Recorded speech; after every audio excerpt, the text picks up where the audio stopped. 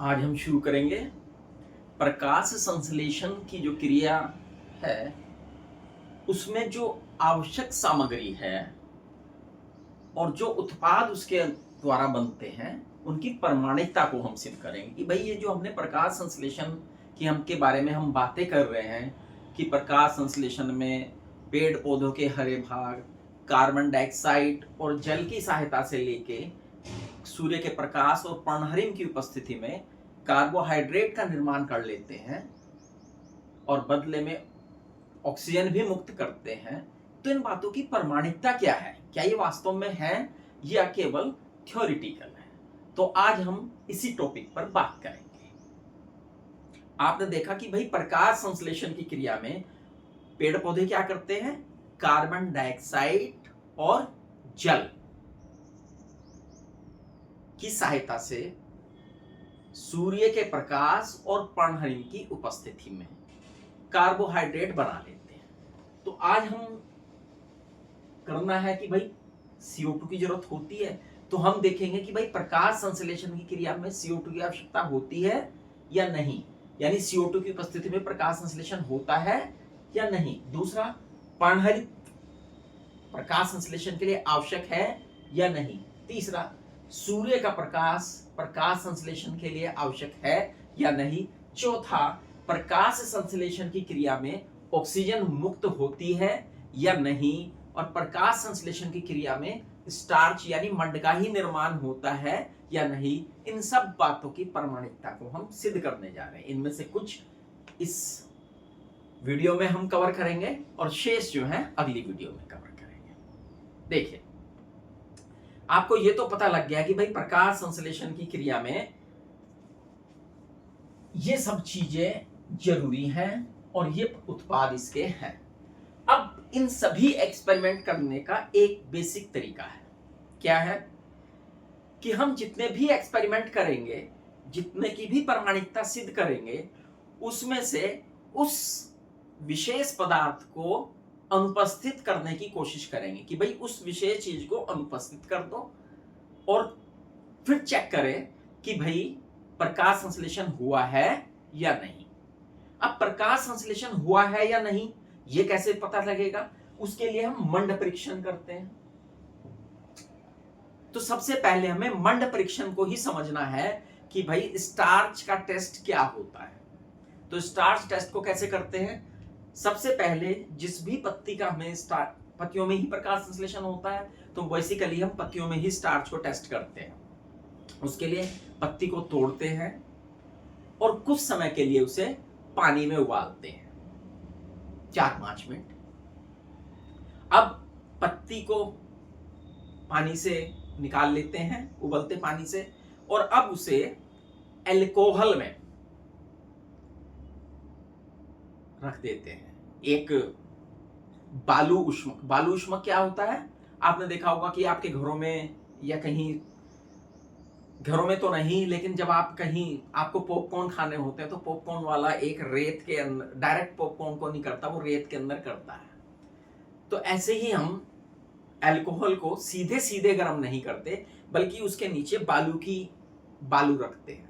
एक बर्तन में बालू रखते हैं, उसके ऊपर अल्कोहल का बर्तन होता है और फिर उसके नीचे वो बर्नर होता है जिससे हमें उष्मा देनी होती है। तो इसे ही हम कहते हैं बालू उष्मक।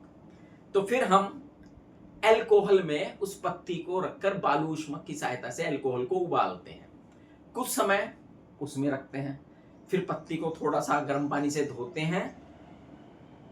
अब जब हम ये कार्य कर रहे होते हैं अल्कोहल में तो क्या होता है कि जो पत्ती का हरित लवक है वो सारा का सारा घुल चुका होता है। पत्ती अब ट्रांसपेरेंट बन जाती है। जो हरी पत्ती हमने ली थी वो बन जाती है ट्रांसपेरेंट, क्योंकि अब उसमें हरित लवक नहीं है। अब हम देखेंगे कि भाई जो पत्ती हमने तोड़ी है अब उसमें स्टार्च है या नहीं। तो उसके लिए केमिकल एक रसायन हम इस्तेमाल करते हैं जिसे हम कहते हैं आयोडीन। आयोडीन की बूंदे पत्ती पर डालेंगे। अगर पत्ती का वो भाग बैंगनी हो जाता है, क्योंकि हमें पता है स्टार्च जो है आयोडीन के साथ बैंगनी रंग देता है, अगर आयोडीन की बूंद डालने पर पत्ती का भाग बैंगनी होता है तो हम कहते हैं यहाँ पर मंड का निर्माण हुआ है, कार्बोहाइड्रेट का निर्माण हुआ है, यहाँ पर प्रकाश संश्लेषण हुआ है। और यदि आयोडीन डालने पर वो भाग रंगहीन ही रहता है तो हम कहेंगे यहाँ पर कोई कार्बोहाइड्रेट नहीं है, अर्थात इसमें प्रकाश संश्लेषण नहीं है। अतः हमें ये सब टेस्ट करने के लिए मंड परीक्षण करना पड़ता है। तो सबसे पहले मैंने आपको मंड परीक्षण के बारे में समझाया, और जैसा मैंने बताया अब एक एक चीज को टेस्ट करेंगे। जिस चीज को भी टेस्ट करना है उसमें उद्देश्य में हम लिखेंगे। जैसे पहला है प्रयोग द्वारा सिद्ध करना, प्रयोग द्वारा सिद्ध करना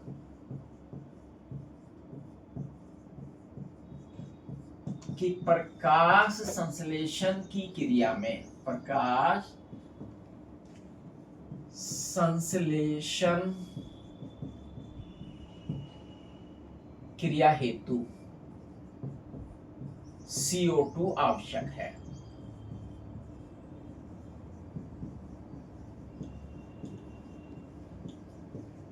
ठीक है, CO2 आवश्यक है। मैंने बताया इनका बेसिक क्या करना है कि जब हम एक्सपेरिमेंट करें तो हम बेसिकली उस कंपोनेंट को ही गायब करेंगे, एब्सेंट करेंगे, जिसे हमें सिद्ध करना है, तभी तो सिद्धता होगी, प्रामाणिकता सिद्ध होगी। पहला पॉइंट।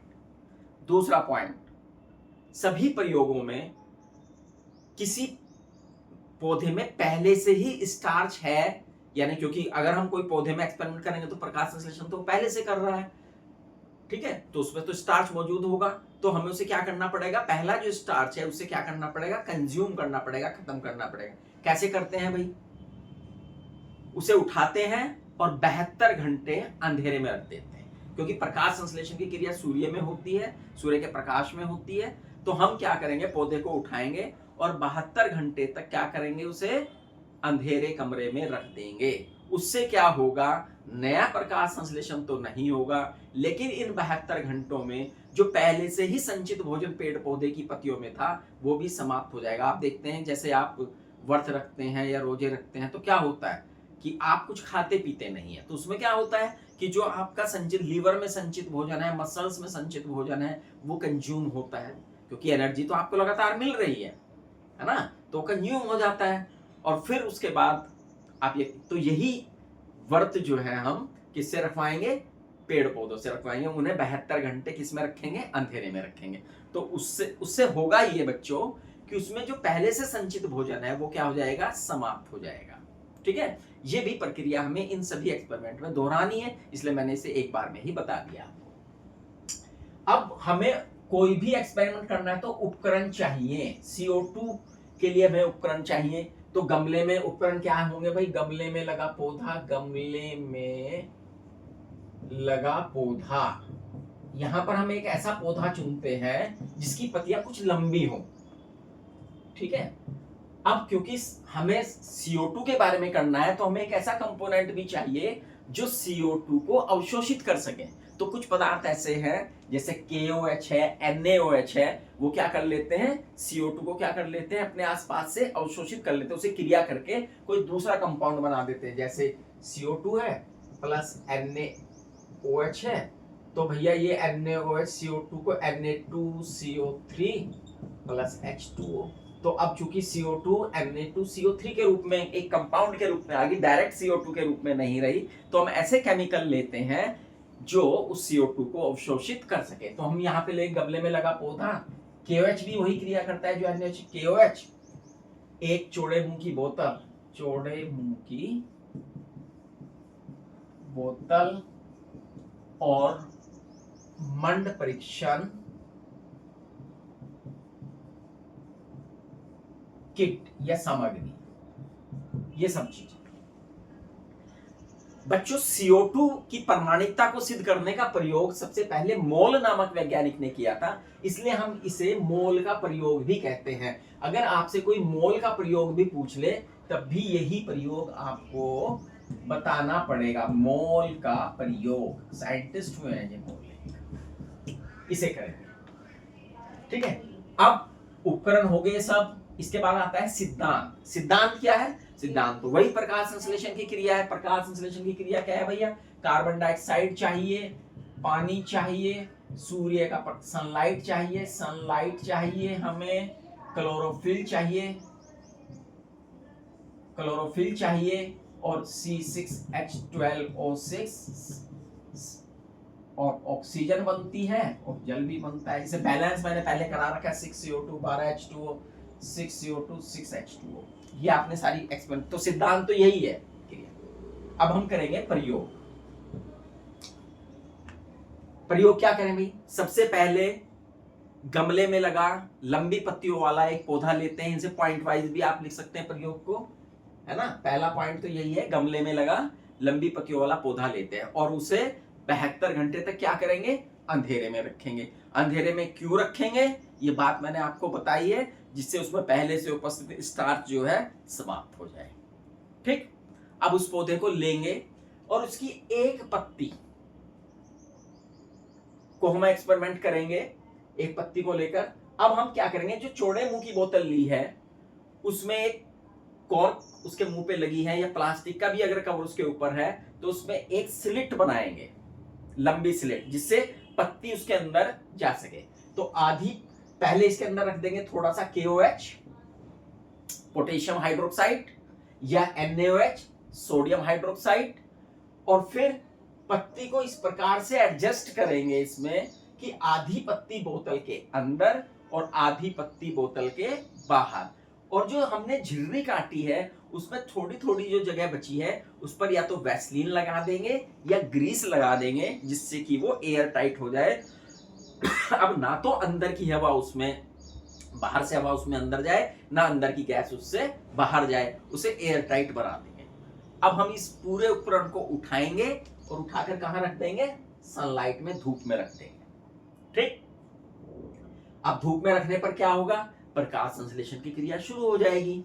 भैया जल मिल रहा है, यहां से गमले में पानी डाल देंगे तो यहां से जल मिल रहा है, क्लोरोफिल पत्ती के अंदर है, सूर्य का प्रकाश उसे वहां से मिल रहा है, और कार्बन डाइऑक्साइड वायुमंडल में है। लेकिन इतने हिस्से में CO2 गायब हो चुकी होगी, जो हिस्सा पत्ती के बोतल के अंदर है वहां CO2 नहीं है। कुछ घंटों के बाद, 7-8 घंटों के बाद प्रकाश संश्लेषण की क्रिया जब हो जाती है, तब हम इस पत्ती को तोड़ेंगे। ये सब प्रयोग में चल रहा है, पहला है ना पॉइंट वाइज। तब हम इस क्या करेंगे? इस पत्ती को तोड़ेंगे और इसका क्या करेंगे बच्चों? मंड परीक्षण। और मंड परीक्षण के स्टेप मैंने आपको बताए थे।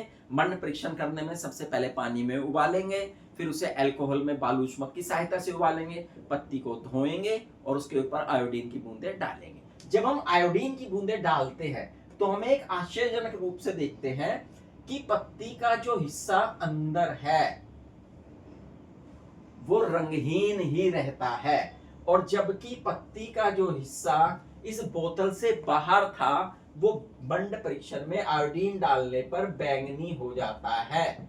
ऐसा क्यों हुआ, जरा सोचे। ये निरीक्षण में आएगा, है ना। प्रयोग करने के बाद मंड परीक्षण जो है निरीक्षण में आएगा। हमने ये मंड परीक्षण निरीक्षण में आया, मंड परीक्षण। अब चूंकि जो हिस्सा बाहर है उसे प्रकाश संश्लेषण के लिए आवश्यक सभी सामग्री उपलब्ध है, उसे CO2 उपलब्ध है, सूर्य का प्रकाश उपलब्ध है, उसे जल उपलब्ध है, उसे पर्णहरित उपलब्ध है, इसलिए कार्बोहाइड्रेट का निर्माण हुआ और भाग बैंगनी हो गया। लेकिन जो हिस्सा बोतल के अंदर है, कांच की बोतल के अंदर है, वहां पानी तो मिल ही रहा है क्योंकि जाइलम के द्वारा पानी जा रहा है, सूर्य का प्रकाश बोतल में से आ रहा है उसे, लेकिन अंदर जो है CO2 नहीं थी, इसलिए प्रकाश संश्लेषण की क्रिया नहीं हुई, इसलिए वो हिस्सा रंगहीन हो गया। अतः हम कह सकते हैं, सिद्ध हुआ कि प्रकाश संश्लेषण के लिए CO2 आवश्यक है। मैं आशा करता हूं ये पॉइंट आपको समझ में आया होगा। क्लियर? अब हम दूसरा पॉइंट इसी प्रकार से देखते हैं कि सिद्ध कीजिए कि पर्णहरित आवश्यक है। अब आप कहेंगे प्रयोग द्वारा सिद्ध करना कि प्रकाश संश्लेषण के लिए पर्णहरित आवश्यक है। पर्णहरित, अब भाई पर्णहरित आवश्यक है तो क्या करें पर्णहरित के लिए? अब हमें पर्णहरित को कैसे गायब करें? पर्णहरित को गायब करने के लिए अब हमें ऐसे पौधे का चुनाव करना पड़ेगा जिसकी पत्तियां जो है चितकबरी हो, अलग अलग रंग की हो, जैसे क्रोटन।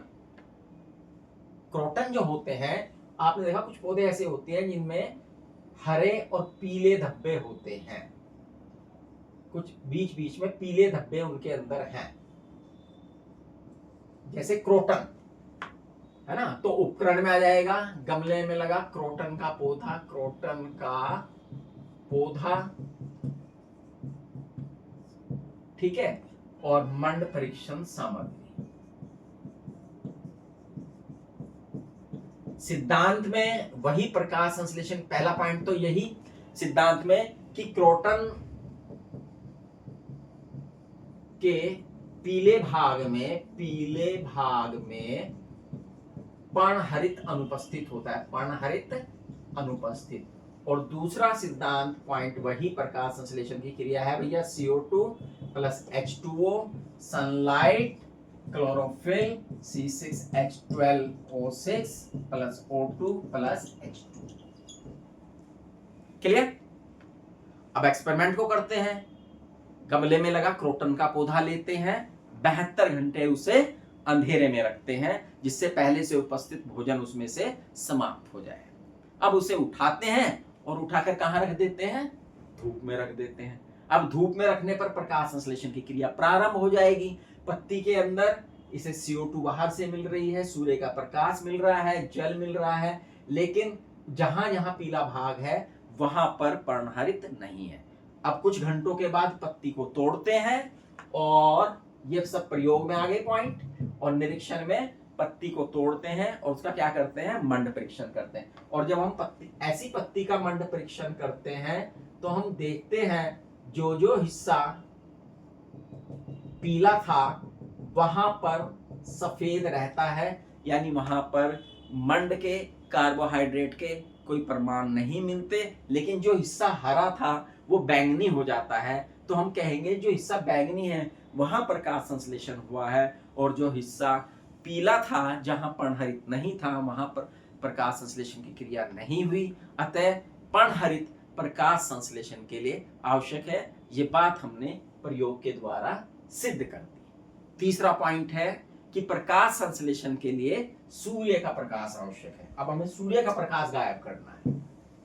अब सिद्ध करो प्रकाश संश्लेषण के लिए सूर्य का प्रकाश आवश्यक है। तो कोई भी वही पौधा मिल जाएगा जो छोटी पत्ती वाला सामान्य पौधा, कोई भी पौधा हो जिसकी पत्तियां थोड़ी सी चौड़ी और बड़ी हो, उसे हम लेते हैं। उपकरण में वही आएगा, गमले में लगा पौधा, गमले में लगा पौधा।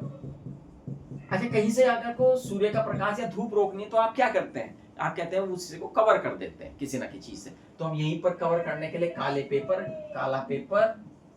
काला पेपर लेंगे, क्लिप लेंगे जिससे उसे लगाएंगे। ठीक है, सिद्धांत वही है कि भैया पहला सिद्धांत तो यही है, काले या गहरे रंग के कवर से सूर्य का प्रकाश अंदर प्रवेश नहीं कर पाता, और दूसरे सिद्धांत की बात वही प्रकाश संश्लेषण की क्रिया विधि है। ठीक है, क्रिया है। अब एक्सपेरिमेंट करेंगे कि भैया गमले में लगा एक पौधा लेंगे और उसे 72 घंटे तक कहां रखेंगे? अंधेरे में रखेंगे।